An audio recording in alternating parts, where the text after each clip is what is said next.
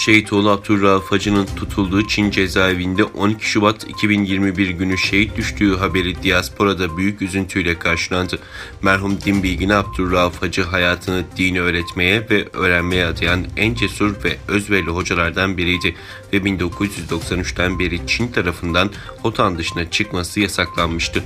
2015 yılında keyfi olarak tutuklandı ve 6 ay sonra serbest bırakıldı. Fakat çok geçmeden 2017 yılında tekrar tutuklanarak 10 yıl hapis cezasına çarptırılan Hoca Efendi 63 yaşında hapishanede şehit edilerek ailesine cansız bedeninin verildiği ancak meyit yıkama veya cenaze namazı kılınmasına izin verilmediği bildirildi. Çin işgali hükümeti 2017'den beri toplumun önde gelen din bilginleri, akademisyen, bilim insanları, sanatçı, iş adamları, sporcu ve benzeri milyonlarca insanı keyfi tutuklayarak sözde meslek öğretiyoruz yalanıyla toplama kampları ve cezaevlerinde tutuyor.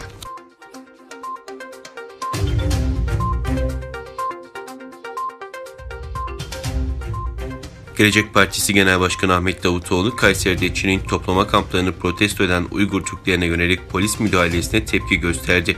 Davutoğlu, Doğu Türkistan'daki zulme isyan eden kardeşlerimizin haklı seslerini kısmaya çalışmak nasıl bir vicdandır? Cumhur İttifakı'nın liderleri, burası Anadolu'nun kalbi Kayseri. Hani siz mazlumların sesiydiniz, hani siz milliydiniz, işte sizin gerçek yüzünüz. Çin'in toplama kamplarıyla ilgili gerçekleri dünyaya duyurmak ve Uygur Türklerini Çin zulmünden kurtarmak için seslerini duyurmaya çalışan Uygur Türkleri Kayseri'de polis ekiplerince gözaltına alındı, dedi.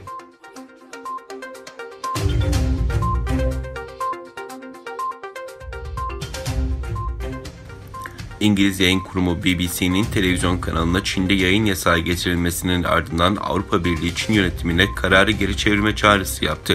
Çin hükümeti bu kararı İngiltere'nin Çin Devlet kanalının yayın iznini iptal etmesinin ardından almıştı. BBC World News bir hafta önce Doğu Türkistan'daki kamplarda Uygur kadınları cinsel şiddet ve işkence iddialarını mercek altına alan bir haber yayınlamıştı.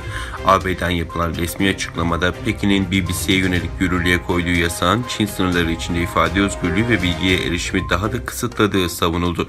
Açıklamada ayrıca Çin'in bu kararının Çin Anayasası ve Uluslararası İnsan Hakları Sözleşmesi'ne de aykırı olduğu ifade edildi.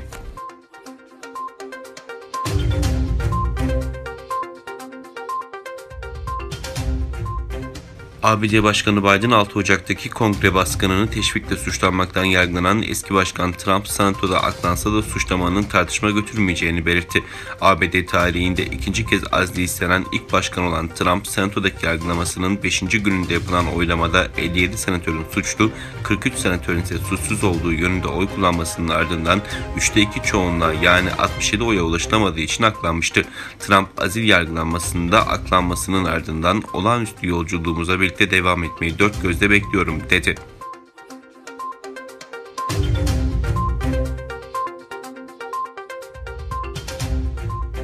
Avrupa Birliği ve Rusya arasındaki Navalny krizi büyüyor. Rusya Dışişleri Bakanı Sergey Lavrov, AB'ye ek yaptırımlar getirmesi durumunda AB ile ilişkileri sonlandırmakla tehdit etti. Rus muhalif lider Alexei Navalny'nin tutuklanmasının nedeniyle Rusya'ya karşı ek yaptırım kararı almaya hazırlanan Avrupa Birliği'ne Moskova'dan sert bir yanıt geldi.